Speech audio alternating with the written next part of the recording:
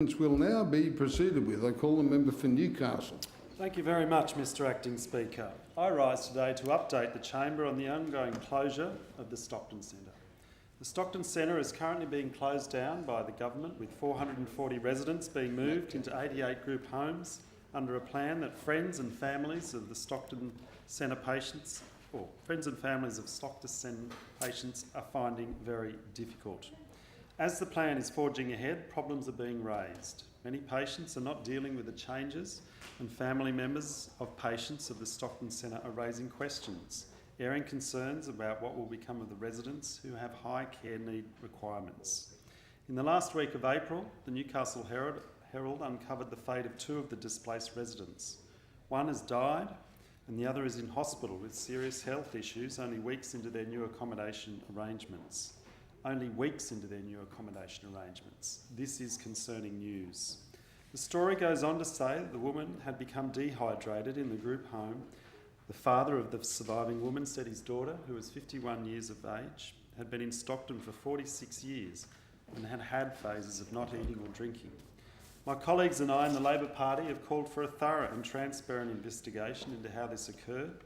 The government has guaranteed that people being transferred from the Stockton Centre to group homes would receive the same level of medical and specialist care. I'm seeking to hold this government to account on the issue. The same level of medical and specialist care would appear to not yet be apparent. How do two women who are receiving the same medical and specialist care suffer from dehydration? But I will leave the answer to that question to the current investigation. The mother of a Stockton Centre resident wrote in the Herald today of her experiences. Her son has been at Stockton for over 20 years. Due to his complex medical issues, it would not be expected that he's still alive now. His survival is testament to the exceptional standards of care that he has received at the Stockton Centre. She now fears for her son's future, with the stories of the death of one woman and the hospitalisation of the other. Her fears are that the government's promises of quality care outside the centre will fall flat. The government needs to respond to these issues. They need to address the concerns that have occurred under their watch. The Minister for Disability Services is not taking this issue seriously enough. While he's acknowledged that two of the staff members at the work of a group home hold registered nursing qualifications, he cannot answer how this happened under his watch. Due to the gravity of this situation, a letter of concern has been sent from Ms Yadev of the Stockton Centre Welfare Association.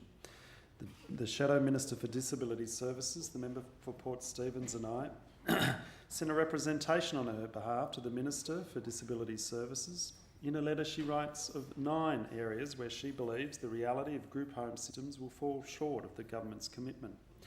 My colleagues and I write, on numerous occasions we've been advised and assured that the concerns of residents, family and staff would be addressed. These assurances were provided during meetings with the former Minister, both in Parliament and on site and during tours of group homes with the department. Disappointingly, the Stockton Hospital Welfare Association remains concerned about the welfare of the residents due to the government's unfulfilled commitments, ongoing uncertainty and the predictable reliability of information provided by the department and former Minister. Given the complex and high needs of the residences, families are understandably frustrated, stressed and deeply concerned. The systems are simply not yet in place. Ms Yadev also says the in-house medical services that the Stockton Centre provides just won't translate to the group homes. As already overburdened GPs are reluctant to take group home residents as patients, meaning that these extremely vulnerable people will be dependent on the general hospital system.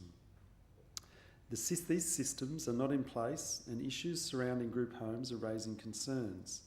The exercise is not an easy task but needs more planning than the government is currently providing. The Minister needs to get involved, find out how this tragedy occurred and make sure it doesn't happen again. He needs to talk to the families and reassure them that the promises his government made will come to fruition.